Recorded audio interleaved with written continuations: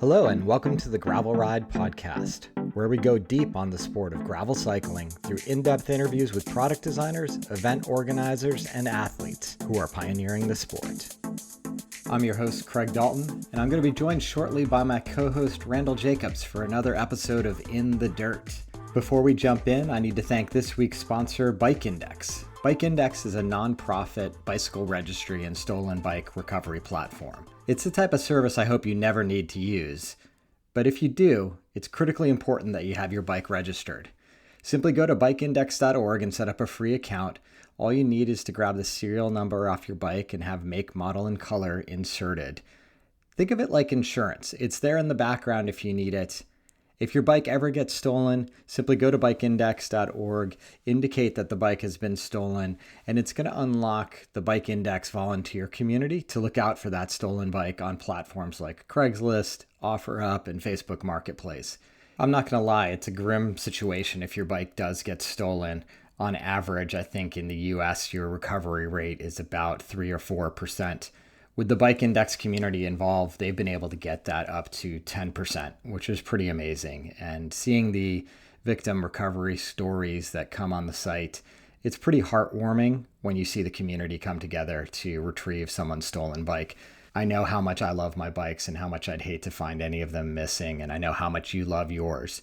So go on over to bikeindex.org, set up that free account. It's absolutely free. Every part of the service is free. Many local bike shops are integrated directly into Bike Index at their point of sale, so your bike automatically gets registered. And increasingly, the nonprofit is attempting to work with the bike industry directly to make things even more easy and seamless. Bike Index has helped recover almost $20 million in stolen bicycles since its inception. So the system works. It's just a question of visibility and awareness of the system. So head on over there today and check out bikeindex.org. With that said, let's jump right into my conversation with Randall. Hey, Randall, how you doing? Good to see you, buddy. I'm doing all right. How are you? Yeah, I'm doing good. It was good to catch up with you earlier this week. I realized, God, we've just both been slammed. It's been a while. Yeah, I've had, a project that I've been heads down on for quite some time that we'll allude to later. And then just otherwise, life happens. But how about on your end? What do you got going on? Yeah, just busy with family stuff. Trying to get some riding in, but not doing that too successfully and trying not to beat myself up over it. I do have a shiny new titanium frame in my garage right now with no parts on it. So I want to talk Yeah, to you about that. very good. Very good. How about we nerd out about some other tech in the news before we dive into that build? Yeah, there have been a few interesting things that have come out. So let's jump in. What's on your mind? So the thing that I find most interesting is this new motor system. It's actually really it seems like the core technology is transmission for e-bikes. It's this TQ-HPR50 e-bike motor and a harmonic pin ring transmission. That's a mouthful, isn't it? Yeah, someone needs to rebrand this thing. Yeah, something simple. It's interesting that you pulled that up. That did catch my radar as well, particularly because I'd been getting some positive feedback on an episode I did and released recently with Crow bicycles, and just kind of putting out there the concept of e-gravel bikes specifically, and how they can fit into our lives harmoniously, to use a word from the description there. And I was surprised, Womp, womp. I know in talking to Jason over the Gravel Cyclist, anytime he posts anything about an e-gravel bike, he gets a lot of haters coming out of the woodwork. I didn't get any of that. And in fact, the opposite, I got a few lovers that reached out to me and said, hey, the things that you described about e-gravel bikes are exactly what's going on in my life. I may have, dropped a step because of injury or age. And the e-bike is now allowing me to go out and do the types of riding I want to do, experience riding with a wide variety of people much younger than me. And I just thought that was really cool and a great reminder to us all that, in my opinion, e-bikes are going to be part of all of our lives in one way or another down the line. And spending any time or energy hating on them is really hating on the wrong thing. Well, and there's e-bikes that are borderline mopeds or e-motorcycles, and then there's these lighter duty 250 300 watt max sort of e-bike systems that's kind of much more U plus. And I don't really see these as having a significant negative impact on the broader cycling community. And as I age, granted, I'm only turning 40 this summer, but I don't ride as much as I otherwise might. And so I think back, like in the past, knocking out a 100-mile epic day was something that I could definitely do. But even now, I could see wanting to have a bike like this so that I could, say, commute from where I live to, into the city and hit some trails on the way there, or just turn a 20-mile ride into a 35-mile ride. When to be able to access stuff that I can't access from my home instead of having to throw my bike in a car. So this is where this motor becomes interesting for me, because I like how, well, it has a few things that I think are really beneficial in that regard. Yeah, what are the things that you like about it, and how does it differ from what might be in the listener's mind about e-bikes in general, being sort of heavy and clunky and whatnot? So as I am evaluating this, granted, I'm reading the same articles that everyone has access to, but it seems like the core technology is this harmonic pin ring transmission, and so this allows the entire drive unit to be a lot more compact. So when you look at like a mid drive e-bike system, which is what this is, a significant portion of the volume and the mass is actually the transmission, because you have to take this motor, which is putting out low torque at a higher RPM, and you need to convert that to low RPM high torque. So you want it to be optimized around 60, 80, 90 RPM, which is where a rider is pedaling. But that motor might be designed for optimal efficiency at 500 or 1,000. And to get a motor that puts out big torque at low RPM, the motor has to get huge. So I mean, there's just physics issues associated with this, and so they're using this really interesting harmonic pin ring system, which is hard to describe. You really need to see a visualization of how it's working to understand, but it allows the entire transmission system to more or less fit in this more compact, really narrow form factor, with a lot of the elements being concentric with each other. And so it allows for a system that's lightweight, compact, and narrow. So you could actually get a standard Q factor too. So now we're getting into the realm of this being really starting to feel like your regular bike, but with a bit of boost. Yeah, when you look at some of the photographs of the Trek bicycle that's been going around that has this product installed on it, you're right. With a carbon frame, the way you can shape the tubes, all the electronics in the motor tend to disappear. When you think back a few years, it was pretty darn obvious when you looked at the BB of some of these e-bikes out there that there was a motor down there. But this one's getting way more stealth-like, to your point. Yeah. Yeah. And it's something where, it's not something that I'm going to go out and buy myself. The standard bicycle still fits my needs very well. But it is cool to see things going in this direction. I don't know how efficient this system is. I don't know how durable it is. It's a new thing, right?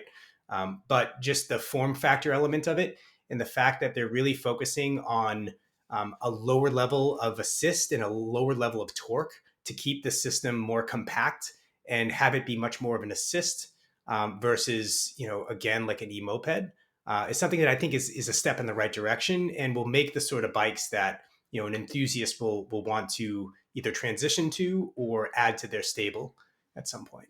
Yeah, I think it's fascinating to just see where this part of the industry has gone and will continue to go. Obviously, over the first years of e-bikes being out there, they were getting a lot of feedback. It may have started by commuters who could care less about the performance element. They just wanted to get from point A to point B efficiently and weren't really considering it a bicycle. It was more a glorified moped. But Mm-hmm. now, you're getting these bikes that have clearly been informed, and these products and drivetrains and motors that have been informed by real riders out there on the trail. And I think they're cutting out the elements, maybe and power that they may have once thought they needed, and putting it into a more integrated, lightweight system that is, you're still a real cyclist using these bikes, but you're using the engine in certain situations to get you, up the mountain faster or what have you, to really create these enjoyable opportunities. Well, it is thinking philosophically too, as we're talking about this system in general. There's a famous car designer named Gordon Murray. He was behind the McLaren F1, which is this like legendary vehicle from the 90s that had like insane power, but was extraordinarily lightweight. And it just, the performance of it just blew everything out of the water. These are some of the most expensive cars on the market today. I think they go for like $30 million if you want to own one, because they were just so singularly designed. And his philosophy was add lightness. And when you add lightness, a lot of other things, benefit. So if you have a really light e-bike system, you don't have to beef up the frame. You don't have to, use heavier cogs. You don't have to use beefier wheels because you haven't added all this additional mass.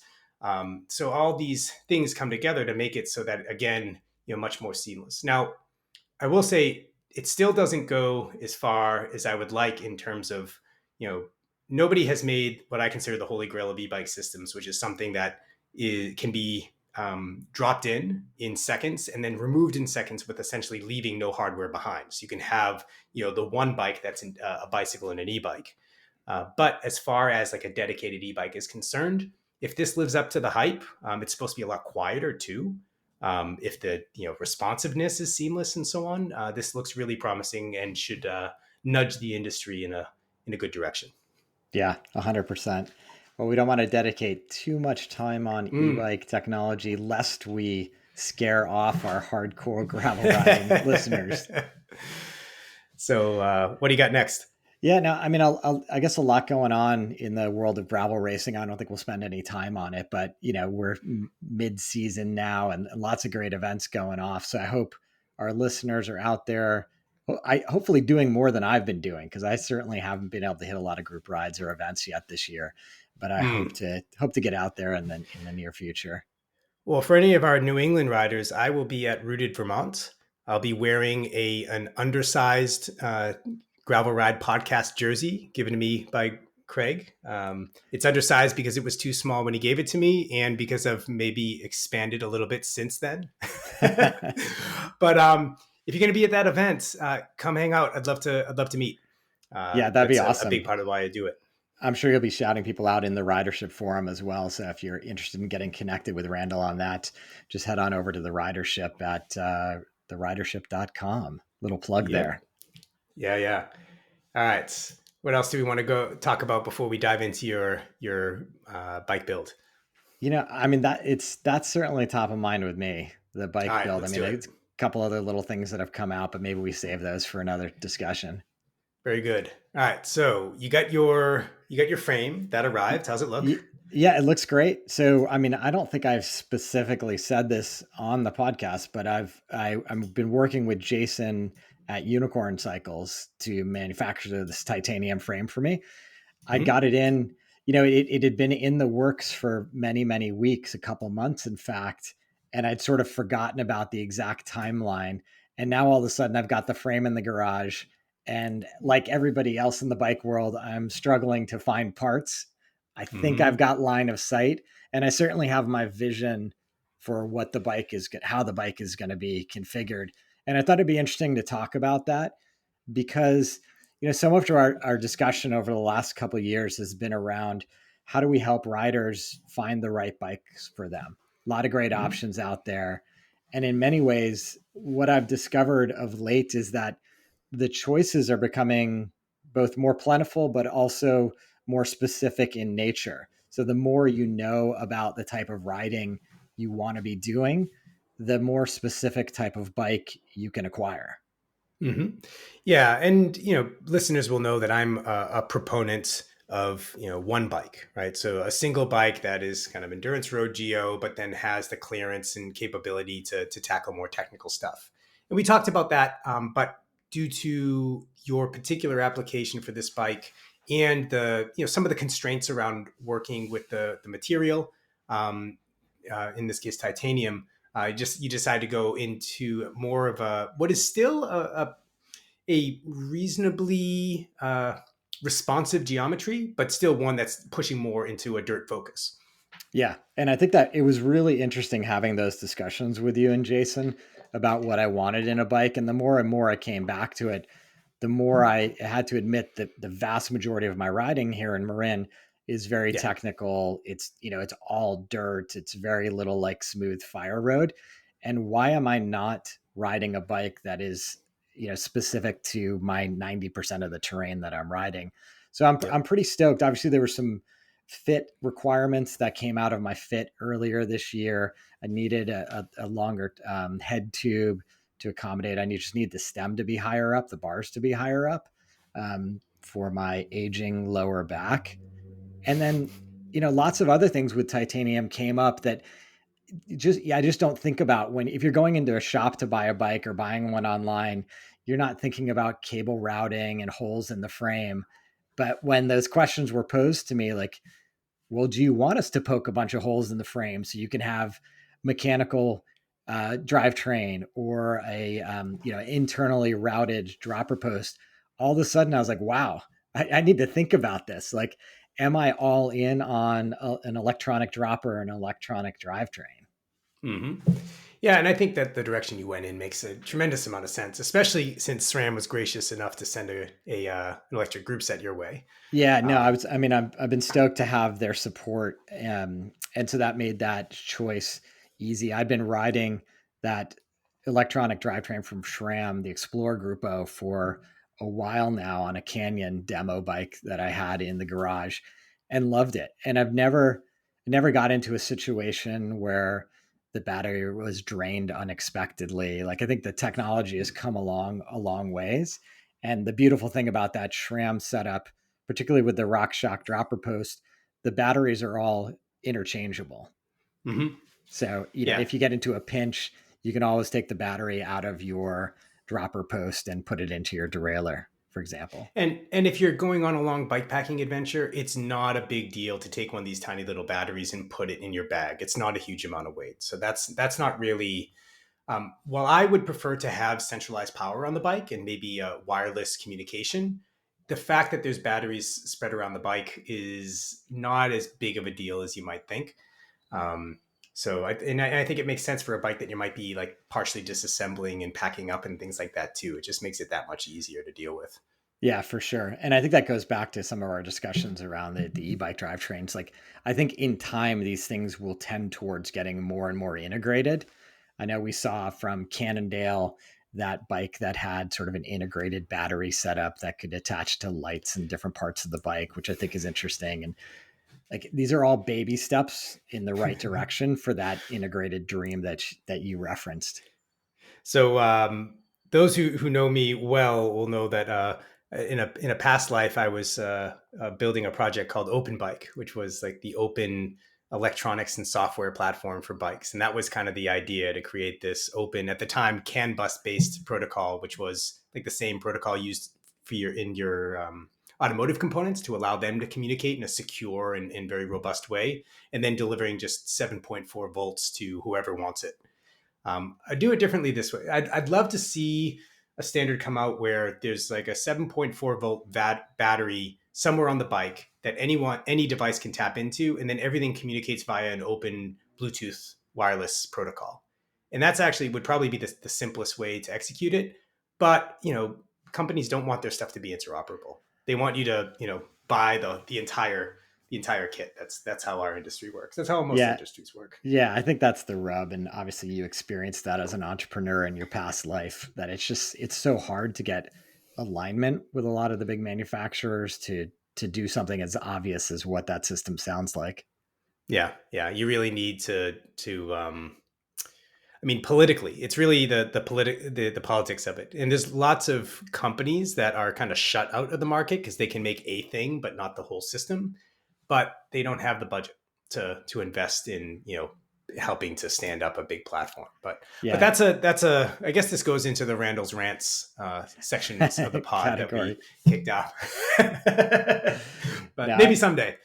I hear you on that. I mean, I don't want to rant myself, but with when I put my Bike Index nonprofit hat on in talking to the manufacturers, it's just like it's so hard to knock down any one, even with the greatest idea in the world that's free to consumers. In the case of Bike Index, like, they're just getting anybody to actually move, let alone getting multiple parties to move, which would move the entire industry, seems impossible some days. Yeah, yeah. It's Yeah. it's impossible until you get a critical mass, and then it's easy. But it's the critical mass that's hard to get rolling. Yeah, 100%. So I did want to chime in with one thought because we mentioned geometry and you having some unique needs. And I just want to clarify. You said like because you're getting older and your back and whatever else that you needed a taller head tube, which is effectively like a taller stack, right? yep. You know, you need the handlebar higher in relation to the bottom bracket. But actually, your position is not your new position is entirely in the normal part of the bell curve. It's that you are a rather leggy blonde. You're like, a bit over 5'9", and you run the same saddle height that I run at 5'11". And so, as a consequence, you oftentimes will get sized, in our case, we put you on a medium because otherwise you would have been on a stubby stem on the large. And so yours is a scenario where you don't necessarily need a custom bike, but your proportions make it so that there's some things that are harder to get in a non-custom bike, especially as bikes become longer in the gravel segment. Yeah, that's so true. And I remember with my thesis, you had suggested early on, hey, why don't you try a large? Like, I think that'll work for you as well. And you gave me the option, you're like, you're kind of in the middle. I could see it working on both. And I've always had an inclination to ride a smaller bike. I think it comes back to when I first started mountain biking on hardtails and thought that a smaller frame was going to be a lighter frame. And, I just love that standover height. But when you're talking about the gravel bike geometry, I had the sort of drop from the saddle height to the bars of like a professional road cyclist. And that's not sustainable for any number of reasons. And Yeah. I've come to the conclusion it probably wasn't even a good technical position for me, meaning I think I'll have a lot Yeah. higher performance being higher up than lower down when I hit the Mm-hmm. steeps up in Marin County. Yeah, you'll be more comfortable on the tops, and then those flared drops will be that much more accessible with the dropper that you're running. So yeah, that's and then in terms of like this being less of a one bike, it's really slacker head angle and longer chain stays, longer wheelbase. Like those are the primary things that make this bike still like I would imagine it's still going to ride really well as a road bike. It's just not going to have that responsiveness that, say, something that's more on the end of the spectrum of like our bike or the Cervelo Aspero or, the what is it, the Allied Able? Is that their one bike? Or the Echo, maybe. The Echo, yeah. Yeah. These are bikes that really are truly, endurance road bikes or even like full-on performance road bike geometry, and that that's a different feel. But let's talk about the rest of your build. So you're doing SRAM Axis group set. One by mullet setup, right? Yep. So I'm using a mountain bike rear derailleur. So I think current gearing, I've got a 38 chainring up front and a 1050 in the back. So big spectrum. Like I haven't had any issues climbing around here with that. So excited about that. I met up with Enduro Bearings at Sea Otter and was talking to them. I've always had in my head, oh, I'm going to get a ceramic bottom bracket if I ever do a ground up build. And, in talking to them, they were like, unless you want to do a decent amount of maintenance, like, why don't you go with a stainless steel bottom bracket? And I was like, yes, avoiding maintenance is a good idea for me. I do tend to ignore my bike's needs a little bit more than I should. So that sounded like a good option. And in talking to them and understanding their bearing technology, like I was like, this is going to be a good choice for the BB. Mm-hmm. Yeah. And that's probably a technical episode at some point on its own. But I dove into this for the new wheel program that we'll be alluding to later, to see if ceramic bearings would be a valued and actually value adding option. And the reality is that for the vast majority of riders who don't have a sponsor and a mechanic, no, like you might get some minor, trivial benefit early on because you don't have to run. You can run lighter seals. You don't have to run as much lube, or you can run a lighter lube. But they contaminate really easy. They break down really easy. You got to stay on top of them. They're not going to last as long, and so you very quickly get out of the sweet spot of where they have more efficiency and into the realm of where they're actually less efficient than a stainless steel bearing set, a traditional bearing set. And so, there's a reason why, a lot of companies, like I think Envy actually wrote a blog post about this. You see other companies that'll put in some ceramic stuff just as a marketing ploy, but honestly, if you gave them to me, I still wouldn't put them in my own wheels. Right.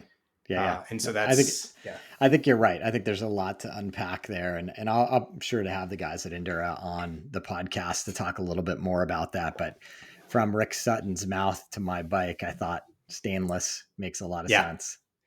All right. So Yeah. you get a sweet stainless T47. You get a threaded bottom Yep. bracket. Yeah. Threaded Yeah. bottom bracket.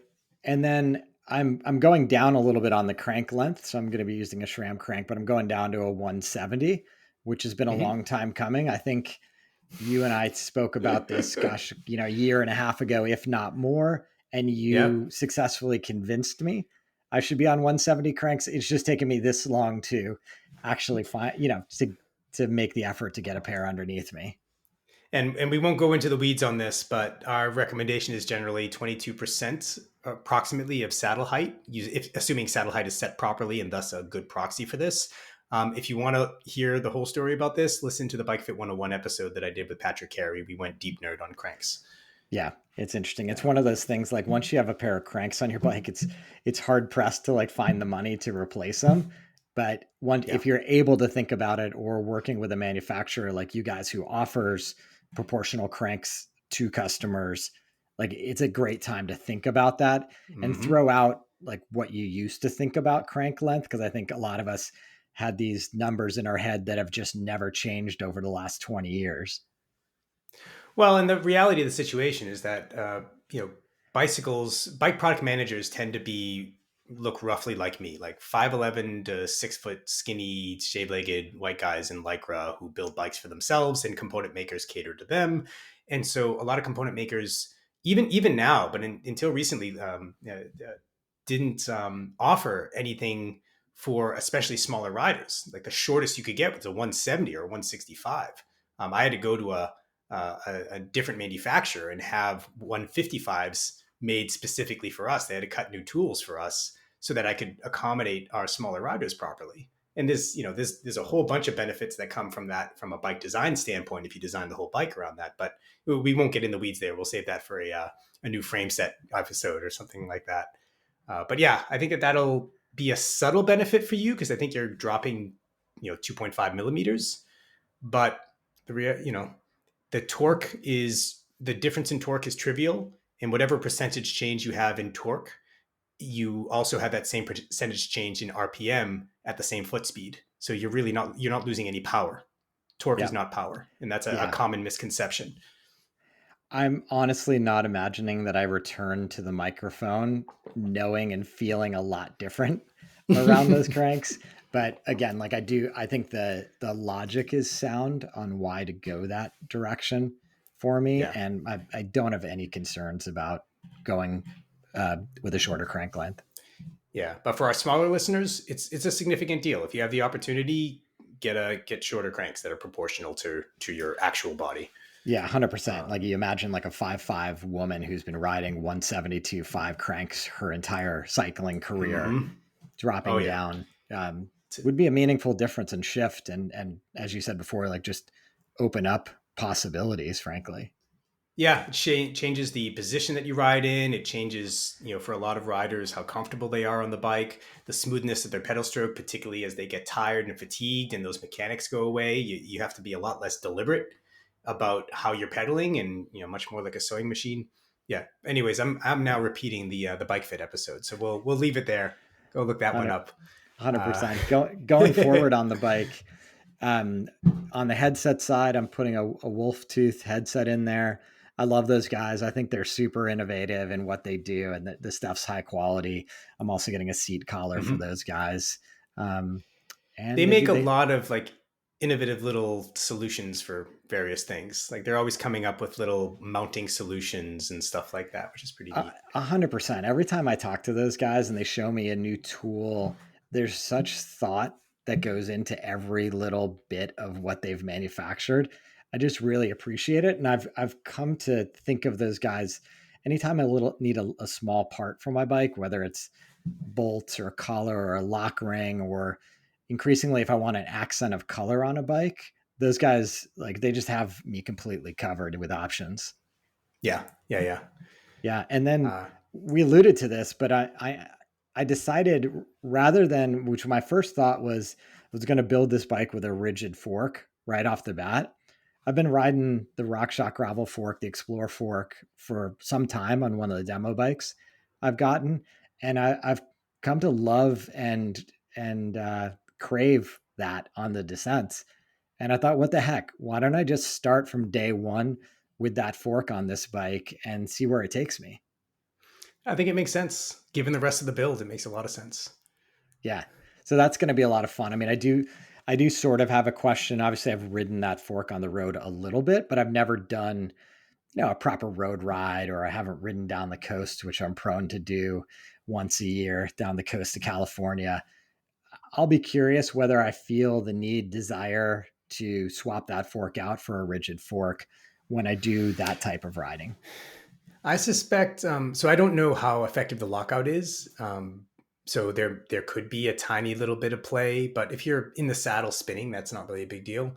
It's obviously going to weigh more, materially more, but as a percentage of bike body and gear, okay, it's not huge. I think the biggest thing is actually going to be the responsiveness of the steering, because the axle to crown is going to increase so much that it's going to increase the trail figure of the bike, which is the Yep. the caster effect, the way the contact point of the wheel kind of trails behind where the axis of the steering is. Yeah. And I So think it's that'll something be the we big thing. absolutely, it's something we talked about in the last episode when we dug into the design and factoring in when I was running the suspension fork that all those things were going to come to be. And it will be interesting just as the proof is going to be on the trail and on the roads, how I Mhm. feel about those shifts. Yeah, yeah. It's kind of wish that exact fork would allow, say, you to run it in the fully compressed position, locked, and Yeah. be able to get that. Be able to get that. That would actually allow. I'd have to look at the rest of the geometry numbers, but something along those lines would allow this to be much more of a, of a one bike, at least in terms of the responsiveness of the front end. There was a Yeah. fork made by RockShox called the Talus years ago that had adjustable suspension, and it basically reduced the travel starting from the bottom up. So you actually the top out point changed, Yeah. and that was a cool feature, but I think they were maybe not as reliable. Yeah, it makes sense. I think in any well-designed suspension system, going back to your question on like lockout, RockShox got a great lockout mechanism on there, but I found I don't use it a whole ton. Even when I'm climbing or Hmm. even on the road, like I just tend to leave it open because I'm not super bothered by it. But it's Which there if I is need it.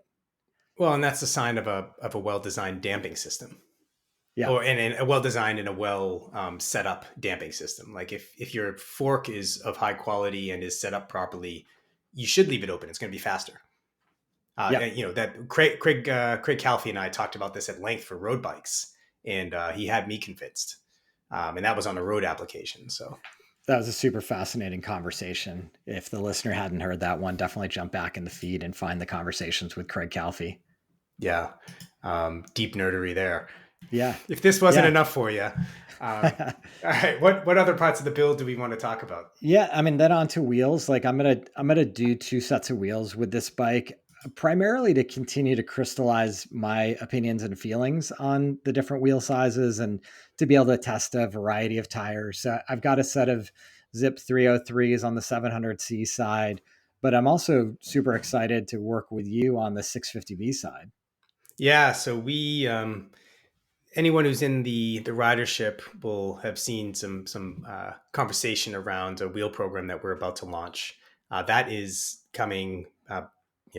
We are actually already doing community pre-sales in stealth mode, and we have a 29, a 650, and a 700 with star ratchet hub internals, and benchmark performance and versatility and durability, built around kind of open standards and readily available components, like high end components, but components that you can easily source if need be, with some other benefits, and at a price point that is accessible to the grassroots.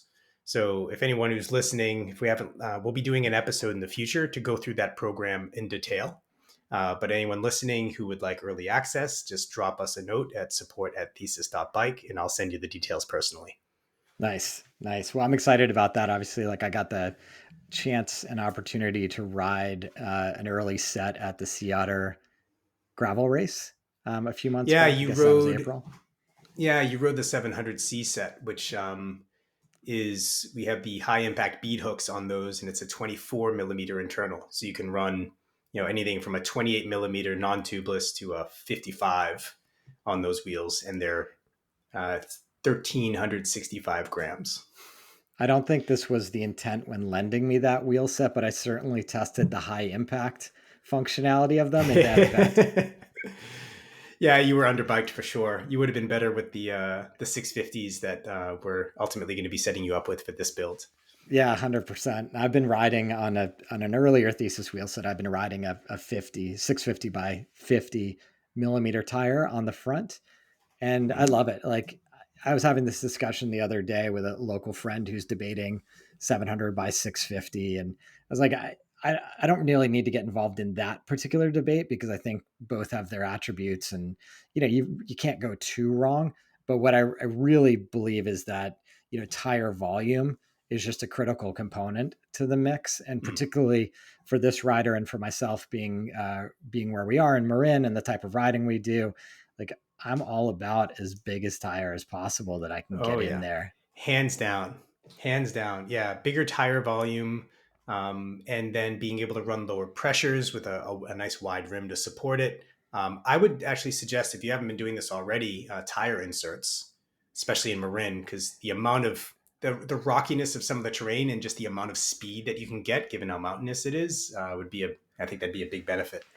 Yeah, 100%. I've got a set of crush cores in the garage that I just haven't installed on a bike, and it's a good reminder that when the 650 wheel set arrives, I should put those in there with those tires and go out and abuse my bike and body as much as possible. Yeah, I'm really excited to get those over to you. And for anyone who knows our existing 650s, it's the same rim but lighter with the same strength, and it's the same hub internals but lighter with higher end materials and just an overall improved package, but with the same design philosophy of what we do before. So this is something we've been having in the works for a while. So it'd be nice to see it built up on your new steed. Yeah, and I have to say, like, I wouldn't profess to be the rider that rides the most mileage on those wheels, but I do feel like I've put those rims through a lot of abuse testing over the last 18 months on the 650 set, because I definitely ride them hard. There's no question about it. Yeah, there's. I mean, assuming that a lot of companies are like we all have access roughly to the same materials and technologies and things like that. So if you're getting something that is significantly lighter, but it's not like take a rim for example. To make a lighter rim, if everything else is the same materials and manufacturing technology, resins, and so on, well, you got to ask, what are you compromising? Are you making it narrower? Are you making less material? Are you using a high amount of high modulus carbon, which is lighter and stiffer for the weight, but doesn't have the impact resistance? So everything is an optimization function. And so that'll be a conversation I think will be really fun from a technical standpoint to just talk about product decisions in general, because it applies not just to wheels, it applies to everything on the bike. Everything is this kind of optimization of strength and durability and what actually improves performance versus what is a good marketing story.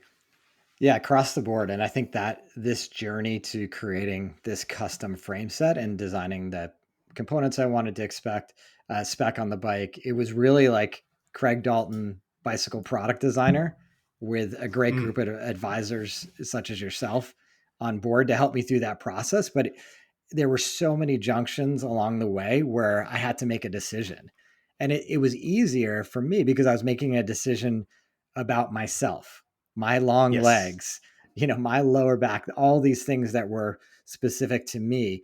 But when you're a product designer at a bigger company or even a smaller company, you've got to make decisions around a theoretical rider, which I don't envy those decisions because I'm sure, and you can go back to the many times you've been a product designer in your career.